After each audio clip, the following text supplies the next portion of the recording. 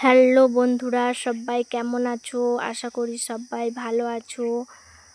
আমিও খুব ভালো আছি। আজকে আবারও একটা নতুন ভিডিও নিয়ে চলে এলাম। বন্ধুরা সবাই ভিডিওটা দেখো, কেউ স্কিপ করো না, নিশ্চয়ই ভালো লাগবে। রবিবার ছিল জামাই ষষ্ঠী। আমরা তো জামাই ষষ্ঠীতে মায়েদের এখানে প্রায় 9:30 10টার সময় এসেছি, তাই মায়ের জন্য কিছুই মার্কেটিং করা হয়নি।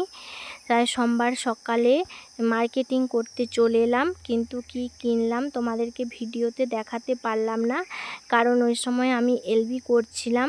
তোমরা তো যে আমার এলবিতে আসো সবাই জানো আমার মায়েদের এখানে নেটওয়ার্কের খুবই প্রবলেম, তাই মার্কেটিং করতে এসে এলবিটা করেছিলাম।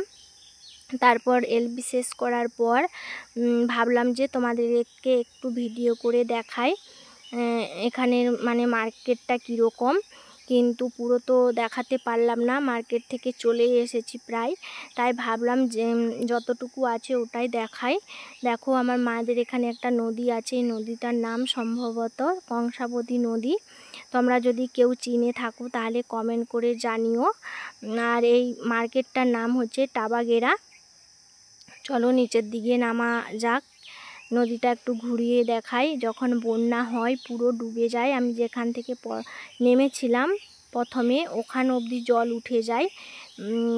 তারপরে এখানে নৌকো করে পারাপার হয়। কাদের কাদের ওখানে নৌকোয় করে এখনও পারাপার হয় একটু কমেন্ট করে জানিও। কিন্তু আমার তো খুবই ভালো লাগে যখন নৌকোয় করে পার হয়। আমি অনেকবার মানে পারাপার করেছি। দেখো এখনও নৌকো একটা আছে, আর এই জল যাচ্ছে একটু একটু করে। দেখো জল যাচ্ছে, তোমাদের দিকে দেখালাম। আর একটা দিয়ে বাসও যায় জানো তো, ওই পাটনা হচ্ছে বৌলাসিনী যে বাসও পারাপার করে, কিন্তু বর্ষার সময় বন্ধ হয়ে যায়। টাবাগেরা যে বাস স্ট্যান্ড ওখানে অবধি যায়।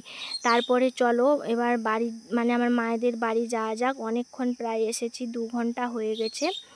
তাই বাড়ি খুব রোদ জানো তো, আর খুব গরম, তাই ভাবলাম আর না, চলো অনেকক্ষণ প্রায় এসেছি। তারপরে বাচ্চা দুটো আছে, মানে আমার ছেলে দুটো আছে বাড়িতে, মাকে বিরক্ত করবে, তাই ভাবলাম চলো আর না, অনেকক্ষণ এসেছি।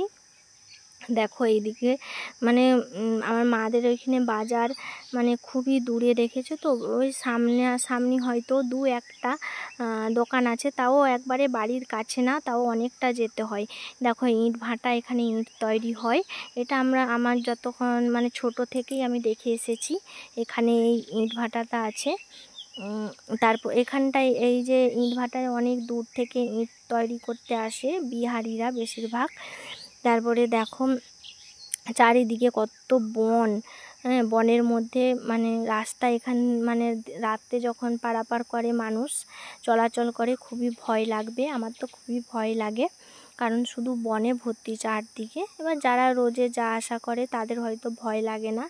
আমার বাপি তো এই রাস্তা দিয়েই ফুল দিতে যায় আমাদের কলাঘাটে, গাঁদা ফুল 2-2:30টার সময়। তো ভয় করে কিনা জানি না, আমাকে তো খুবই ভয় লাগে রাস্তায়, কারণ ফাঁকা কেউই নেই।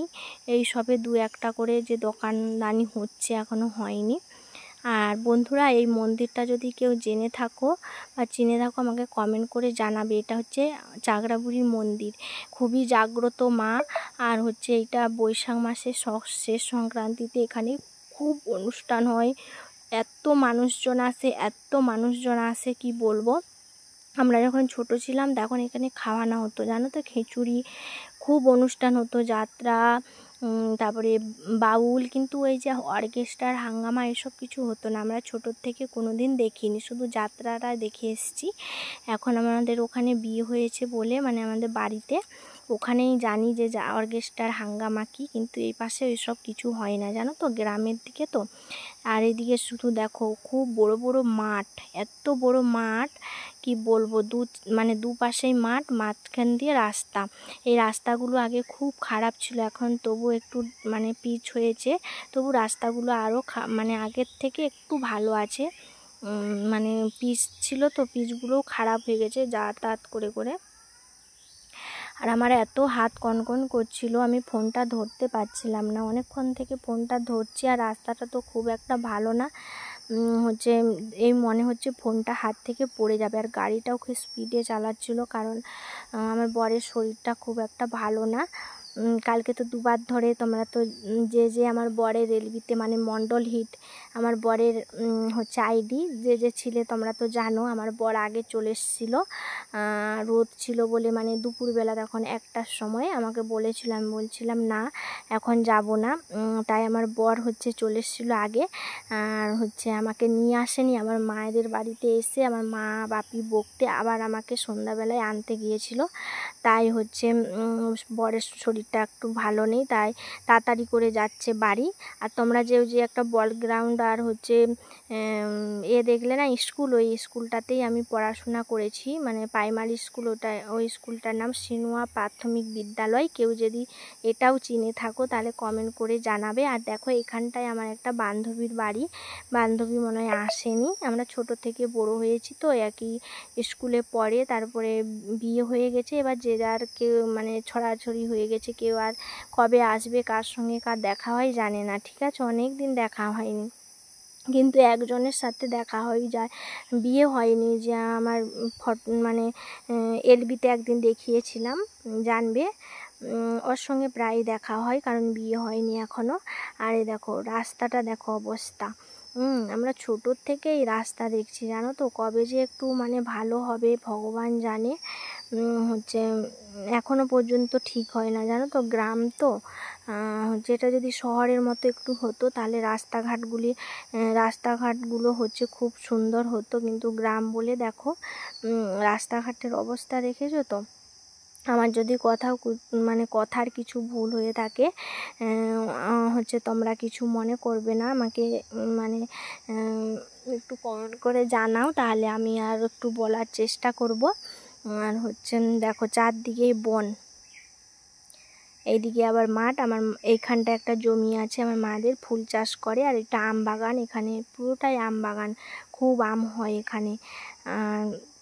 আর এখানটা একটা বেকারি এসেছে, দেখো কি সব কিনছে। তারপরে একটা কাকিমা আমাকে জিজ্ঞাসা করছে, কিরে কেমন আছিস, কবে আসছিস, জিজ্ঞেস করলো। তারপরে চলো আমার মায়েদের রাস্তাতে, এবার মায়েদের পুরো বাড়ির কাছেই চলে এসেছি। আর হচ্ছে আমি তো নিজেই বুঝতে পারছি আমার কথাগুলো আটকে আটকে যাচ্ছে, কি বলবো না বলবো, খুবই ভয় লাগছে। হচ্ছে কেউ কিছু মনে করো না, ঠিক আছে। দেখেছো তো আমার মায়েদের বাড়ি থেকে মার্কেটটা কত দূরে যেতে হয়। একটা যদি মানে লোক চলে এসে না বাড়িতে, না কিছু থাকলে খেতেই পাবে না, মানে অন্যের বাড়ি থেকে চেয়ে আনতে হয়। আমার মায়েদের ওখানে মেয়েরা কেউই যায়নি বাজারে, ছেলেরাই সব এনে দিলেই থাকে, না হলে থাকে না। তারপরে দেখো আমাদের হচ্ছে দুটো ছানা হয়েছে, দেখো কত সুন্দর গোলুমলু, দেখো গরুর দুটো ছানা হয়েছে, দেখেছো তো, খুব সুন্দর। দেখো আমি এসে দেখলাম, আমার তো খুবই ভালো লেগেছে, হয়েছে 4-5 দিন হয়ে গেছে। তারপরে দেখো এই যে মাদের হাঁস। আর হচ্ছে সবাই ভালো থেকো, সুস্থ থেকো, কিছু ভুল হয়ে থাকলে কমেন্ট করে বলো।